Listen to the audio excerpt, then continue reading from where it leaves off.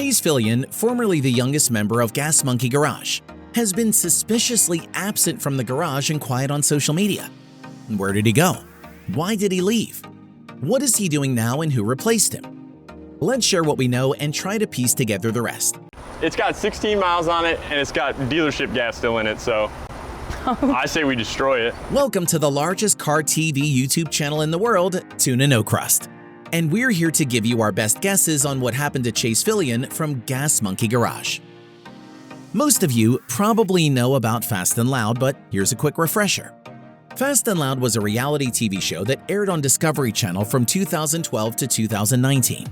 It involved Richard Rawlings finding old cars, fixing them, and turning them into roadworthy works of art. We've done several videos on Fast and Loud, so check out some of those when you're done here. Of course, Gas Monkey Garage is more than the filming location for Fast and Loud. It's a working garage in Dallas, Texas. Rawlings and his crew make cars you can only dream of every day. If you go to their site, you can check out some of the cars they have for sale. We're not saying you need a new car, but these look wild. They have giveaways from time to time, so you never know what you might find. But Chase Fillion wasn't on Fast and Loud. He joined the garage well after the show had left the airwaves and was around during, well, certain world events. He was easily the youngest monkey there. Gas Monkey Garage's Facebook page wished Chase Fillion a happy 23rd birthday on March 16 in 2022. So we have a confirmed birthday. Chase Fillion became the young gun lead mechanic in the garage. The staff treated him like he had talent. An episode of Wheels and Deals released on March 8, 2023 has Chase in it. Along with Richard Rawlings and Big Chris, he got to inspect a totaled Ferrari. If you're familiar with Rawlings and Ferraris, you know this was a major find. Fillion had the talent to back up his position at Gas Monkey Garage.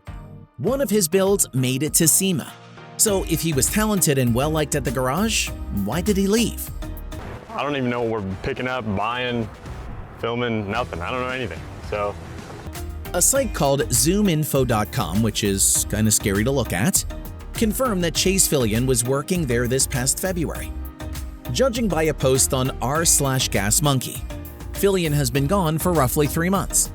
There was also no birthday wish like there was last year, so it's safe to assume he left the garage sometime between late February and March 16 of this year. But why? There could be several reasons that came to a head, or it might have happened in a heartbeat. He left Gas Monkey Garage and is not talking about it, but we have a few theories. And it can't be a shitbox like, he buys. It has to be something that we can do in like 2 days. Theory 1, Rawlings. As much as we hate to admit it, Richard Rawlings is not the nicest or easiest person to work for. Like many celebrities, he has quite the ego and is often reluctant to admit when he makes a mistake. He's evasive about anything besides his work. But sometimes his attitude is too much for people. This thing's worth about $1,000. That's worth like 50 grand. And because you're with me and you ain't got any insurance, I'm gonna be the one that pays ride. We have a few videos about other people who have left Gas Monkey Garage, often to start personal projects that did not agree with Rawlings. Aaron Kaufman comes to mind immediately. Check out what we have about his show. This can be especially aggravating for creative people. Imagine doing all that hard work and not getting any credit for it. If you go to the Gas Monkey Garage website and click on Team, only Rawlings has a page, and that's pretty telling. It's easy to think that the 24-year-old mechanic said or did something that did not agree with Rawlings. Or, from an artistic standpoint, Fillion might have had ideas he loved but others hated. Either way, given the people who have come and gone, it wouldn't be a surprise. Under unbelievable deadlines, unbelievable pressure for at least the last 5 years, and to be quite frank, I'm ready to get things back to a bit more of a normal timeline. Theory 2, too much pressure. But there's also another possibility. He could not handle the pressure. Although this Reddit post doesn't cite its sources well, it makes sense. From what was shared on their social a while back, Chase has gone on to focus more energy on straight wrenching. I think as lead mechanic at a giant shop like Gas Monkey, he must have been buried in paperwork, managing mechanics and client builds. When you're young, sometimes the fire hose is hard to drink from. Take this with a grain of salt, but Fillion was young for such an important position. Some Redditors expressed confusion at that last sentence though, and it probably warrants elaboration. Here's an example to help illustrate what Fillion might have been going through. Imagine you are a teenager looking for your first job. You apply to a few places. One of those places, let's say a McDonald's, decides they want to hire you. You think that's great, especially since they want you to be a manager right away. More pay and not flipping burgers can't be bad, right? You take the job still thinking that it will be easier. Instead, you find yourself watching other people flip burgers, asking you for help and coming to you whenever someone screws up. You think it's not what you signed up for, but it slowly dawns on you that, yes, it was.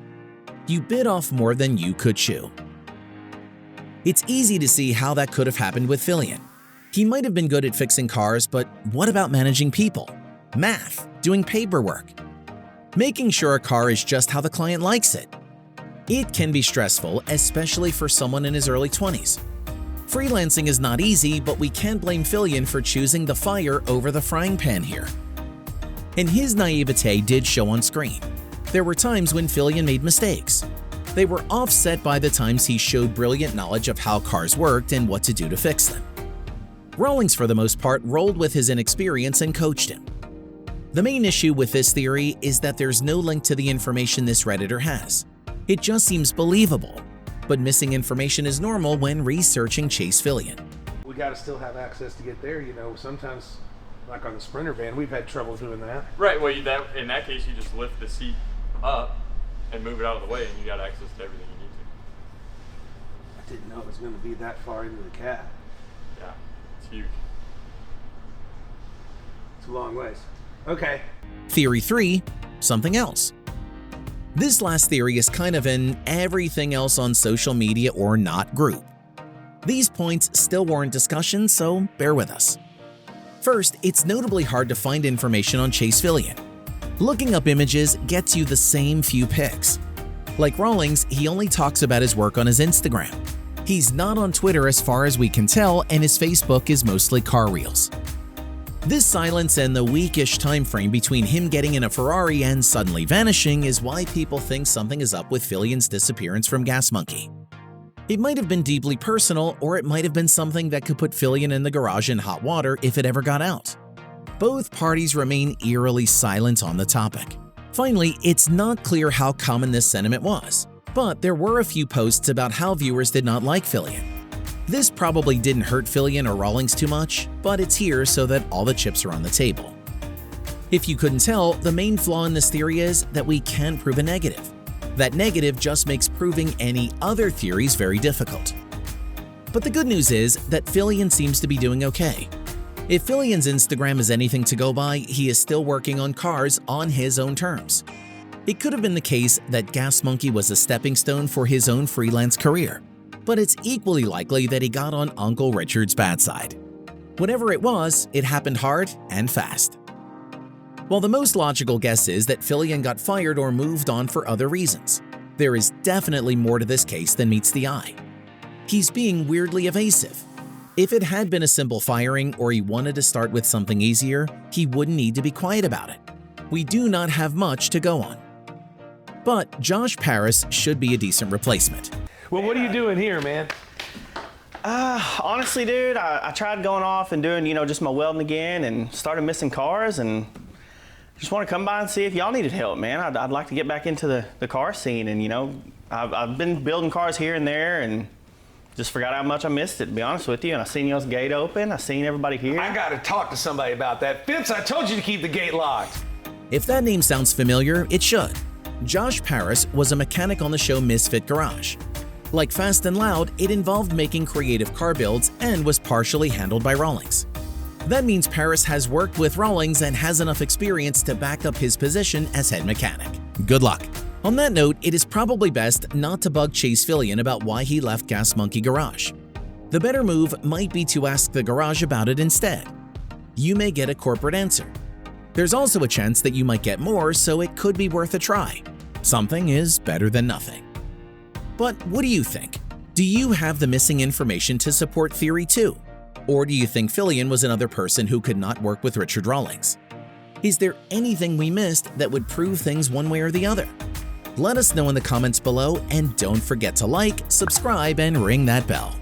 We'll let you know any information about Chase Fillion as soon as we get it. We'll see you next time.